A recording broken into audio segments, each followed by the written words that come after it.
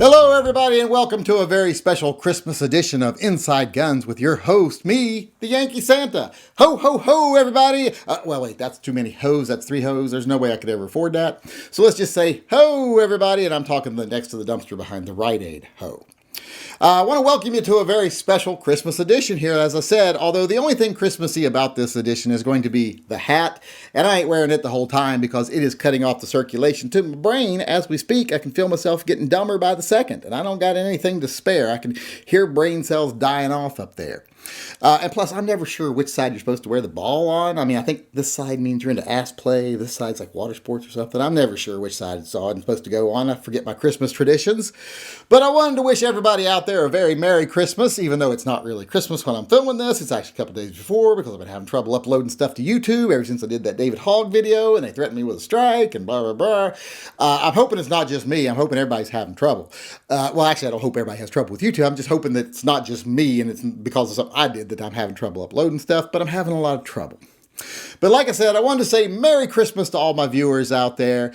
Happy Hanukkah, happy holidays, lucky Kwanzaa. I don't know what you say with Kwanzaa, but whatever holiday you celebrate and however you celebrate it, I hope you have a great one. I want to take some time to talk to you tonight about a couple of topics here. Actually, just one main topic. But first, I want to take this hat off because, like I said, killing brain cells. And as soon as I do, I want to talk to you about this whole pistol brace issue we've been having going on.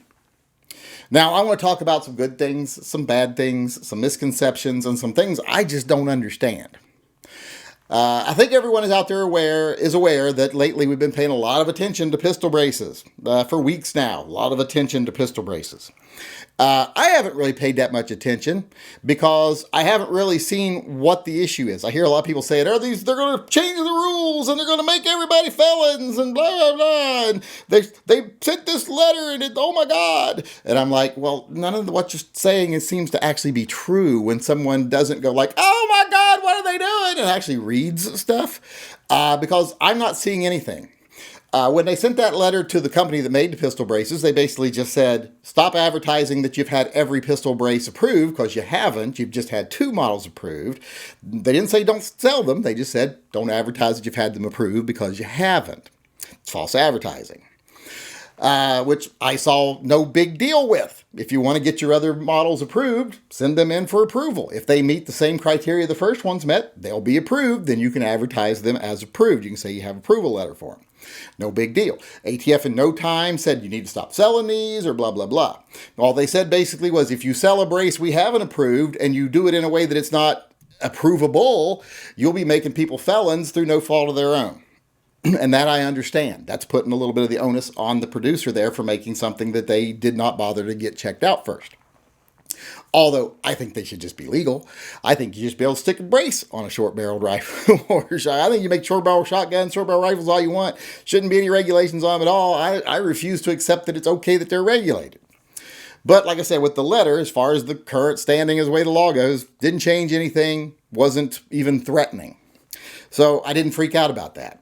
And then they said, oh my God, they're going to make this rule change. They're going to make this letter that sits down and makes everybody a felon and destroys the industry and blah, blah, blah. So I'm like, oh my God, let's look into this. Well, I looked into that and I'm like, none of that is true either. They aren't changing a single rule. They basically just said, these are the criteria we use to determine if a pistol brace is used in a proper configuration to make it legal. And these are all the things we check. And if it fails any of these categories, then it's not legal. And that's what we've been doing the whole time as long as pistol braces have existed. And they said, we're going to put it on paper so that people can see what criteria we use because y'all complain that it's arbitrary, but we're going to put it on paper and you'll get to see it. Well, everybody freaked out, said, oh my God, this proposed rule change. And some very self-important channels today. I was watching one of their things and it's like, I was on a phone call with Mitch McConnell where he was told this and he was told that. And they said all these scary things about people are going to be turned into felons and jobs are going to be lost and it's going to cost the industry billions. And then you notice in that letter, they didn't say these things are true. They said Mitch McConnell was told these things. Well, you know, I could have told him that monkeys just flew out my ass. That wouldn't make it true. And everything in that letter didn't seem to be true. Everything in that post by that channel didn't seem to be true. It seemed like a bunch of megalomaniacal garbage from someone who wants to seem important and be the white savior of the gun community. It's kind of like the white savior complex, but this time, since we're mostly white guys anyway, it's just kind of like the a self-important savior of the gun community when they really didn't do anything. Because like I said, there was nothing really happening. Now, I do think it's awesome that so many people commented and blah, blah, blah, and they decided, heck, it isn't even worth it. We weren't making any rule changes, so it's not worth all this trouble just to make a letter letting you know how we judge things. They're not going to change how they judge things, but they said, screw it, it's not worth it, we're not going to do it. So, shows together, if you get together and you have a voice, you can make a change sometimes. But the point is here, there wasn't really any change being made. So I'm not understanding what the victory lap is about. Just simply because they're not putting one letter together about the criteria that they have been using and will continue to use. They're not stopping using the same criteria that they were going to put on paper. They're just not going to put it on paper. They're going to say, okay, if you don't want it on paper so you can see what they all are and not say it's arbitrary, well, then we won't give it to you. So I don't understand it. As far as it would have made people felons, it wouldn't have made anyone a felon that isn't already a felon by their criteria. Period. Wouldn't have made one extra person a felon. If you've put a vertical grip and a brace on an AR pistol, that's already a felony. Because you can't put that vertical grip on there with the brace. If you've put an extension tube on the brace to make it back further, like a real stock, and you've increased the length of pull for the trigger, well, then you're already a felon. If they were ever to catch you. But here's the thing. Why would you go and tell them, oh, I've done this. Is this safe? I just wouldn't mention it. I'd be like, well, all the parts were available to me and I bought it and put it together. And unless someone rats you out at the fucking range, which who the fuck's going to rat you out at the range? And if they do, who's going to show up? That's the thing. I was just like, if you got a gun you think is questionable, don't shoot it around strangers. That's a question for me. That's my opinion on things. But here's the thing, like I was saying, bottom line, they're not changing how they judge whether the braces are being used in a legal manner or not. Not changing it at all. The only difference is now you don't have a list to look at to tell exactly whether yours is legal or not. So that's the only real difference. If you're a felon and you'd have seen that letter, you might have went, oh crap, I did that. Mine's not legal. But now without the letter, you just won't know. But I have a feeling that most of us know because there wasn't anything in that letter that I didn't know. And I'm not that up on this shit. And I knew the stuff that was in the letter. And I can't believe that Mac and these other channels didn't already know everything in that letter. Because, I asked people, I asked around, I challenged people. I was like, tell me one thing in this that we didn't already know. No one was ever able to tell me anything. When I said, okay, what is this proposed rule change you keep saying? But then when I read the NRA stuff, I noticed they didn't say rule change. They were very clever with their wording. They worded it differently. So the people that were using the word rule change, I was like, what's the rule change? And they're like, well, if they put this list out with it, everyone will they'll have no excuse for it. I'm like, in other words, there's no rule change.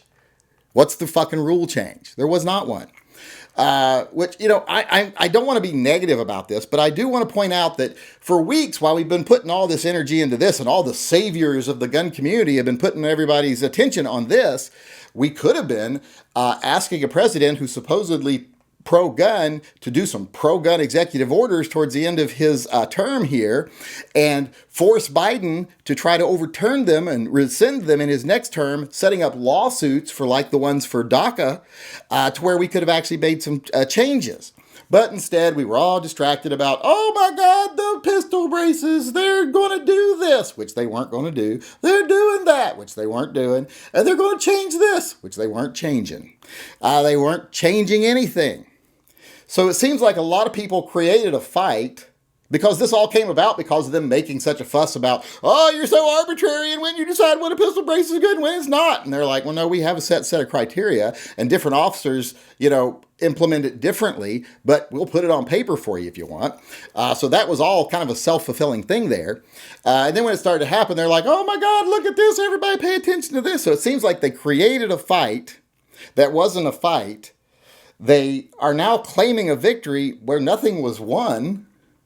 I don't see anything different today from yesterday. Like I said, the ATF's still doing the same things, still judging pistol braces the same way. If you do something wrong with it now, you're still a felon. The only difference is you don't know you're a felon, maybe, if you don't know how those things work. And you won't be able to register it if you did find out you were a felon. Let's say you're someone who did it accidentally or, without any intent to create an unsafe gun. You didn't know you couldn't put this part on with it or that part on with it, or it couldn't have this heavy of a barrel. It couldn't do this stuff. You didn't know that stuff because a lot of people don't know that stuff if you don't have a gun channel. And now you did know, and you're like, oh, I either have the option of taking it apart or registering it. And they were going to let you register it in an expedited process for free and not have to pay the $200. That was a positive thing, I thought, for people who wanted to register it. Because there's also another option between, other than realize it's illegal and take it apart or register it. The other option is to just keep your mouth shut and don't say anything about it. Like I said, who's going to rat you out? And who's at the range going to pay attention to, like, I think the length of pull on that's 1/4 inch longer than it's allowed to be. I think that gun's 3 ounces over the limit. I think, no one's going to fucking do that. And if they did, what's the ATF's going to show up before you leave? It's not going to happen. They don't care about this shit. This is stuff they use to slap on to other charges when they want to have, 50 things against you so they can get you to plea bargain instead of spend 200 years in jail. They don't really enforce these stuff singularly. No one's ever been charged just on having one too many foreign parts in their firearm. Your rifles that you make with the folding stocks, and they're like, oh, there's one too many foreign part in there.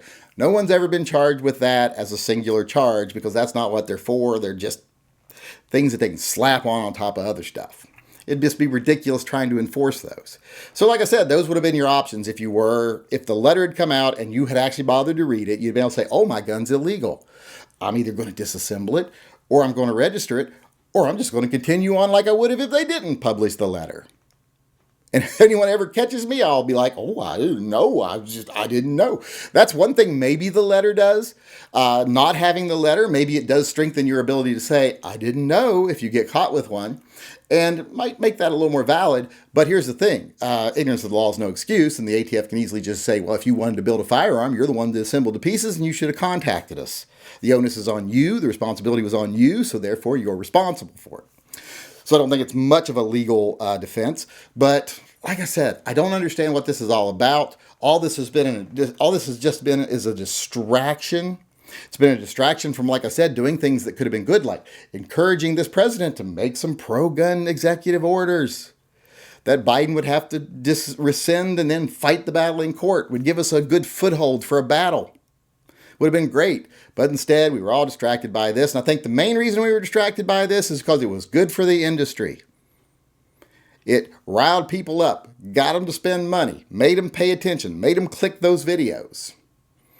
And it gave some gun channels what they want, that whole messiah complex they have, to where I created a situation that didn't really mean anything and never would have hurt anybody, but I saved you. I laid hands on the gun community and I saved you. That bullshit. And believe me, I've had to hear that bullshit from certain gun channels and grit my teeth for years. But that's all it was. Like I said, a distraction. If anybody wants to tell me what the proposed rule change was, love to hear it. What the great dangers were and who would be a felon after the letter that wasn't one before, would have been no one because the criteria didn't really change. And here's the thing. They don't care about you putting things together with little bits and like, oh, the pull's just a little too long and this is just a little bit too much. Those criteria are mainly for judging whether guns are legal for manufacture and sale. You do it at home, they're not really going to care one bit. But they're going to tell manufacturers, if you submit it, we're going to decline it if it doesn't meet these criteria. That's who that's really for. It's not even for us as individuals.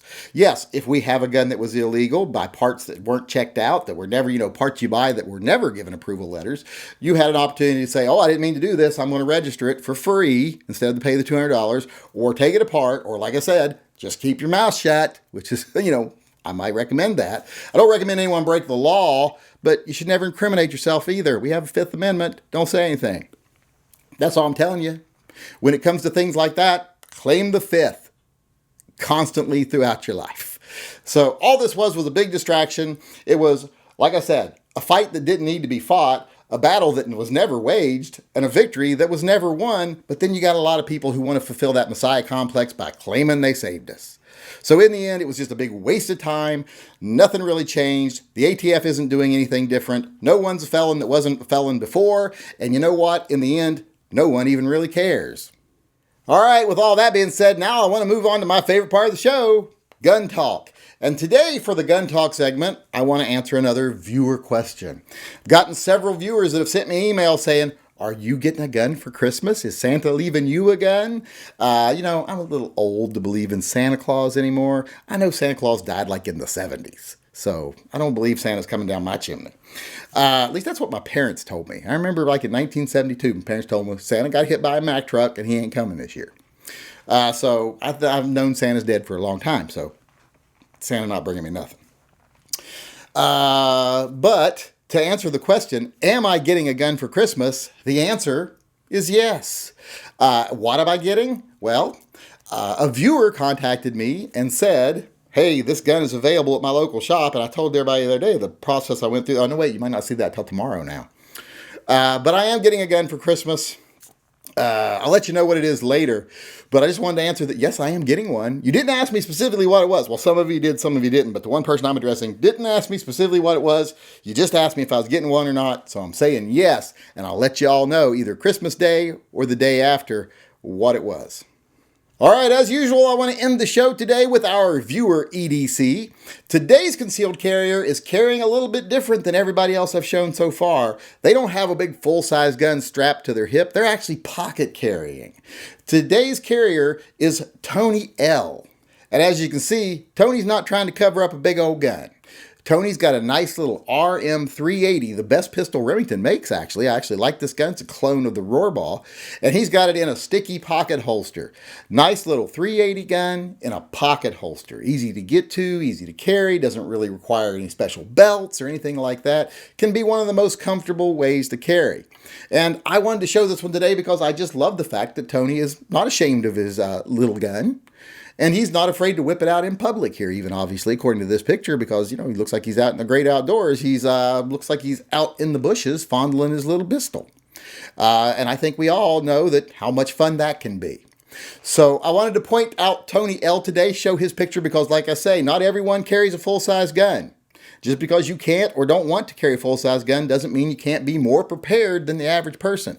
Because even though this isn't the biggest gun or have the highest caliber or the most capacity, it still puts him ahead of 99% of the people out there who aren't carrying a gun. And for that reason, our viewer EDC of the day is Tony L with his little RM380 in an inside pocket sticky holster. All right, everybody, that's today's show. I hope you enjoyed it. And I want to say once again, I hope everyone has a very Merry Christmas and a great Christmas Eve with their family, friends, or alone, however they're spending it. Just hope you have a great holiday, no matter how you celebrate.